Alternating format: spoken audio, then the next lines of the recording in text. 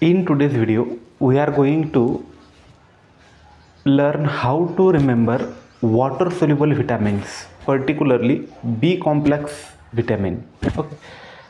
As we know, it is quite difficult to remember B complex vitamin with their chemical names, but here is a simple mnemonics by which we can easily remember all types of B complex water soluble vitamins.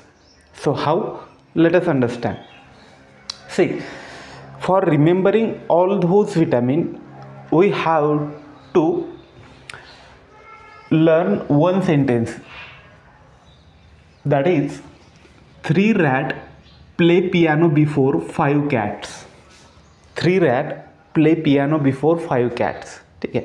आपल्याला water soluble vitamin जर लक्षात ठेवायचे असतील, particularly बी complex या कॅटेगरीचे, तर त्यासाठी एक छोटंसं शॉर्ट मेमोनिक्स आहे, हे आपल्याला लक्षात घ्यावं लागेल.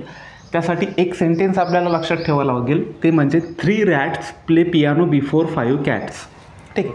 मग या सेंटेन्सचा पहिला जो वर्ड असेल ना, या सेंटेन्सचा जो वर्ड आहे त्या वर्डचं पहिलं जे अल्फाबेट असेल ना, हे अल्फाबेट आपल्या व्हिटॅमिनच्या केमिकल नावातील पहिलं अल्फाबेट आहे. कसं तर बघा, या 3 मधला हा जो टी आहे, टी फॉर थायमिन, म्हणजे काय तर व्हिटॅमिन B1.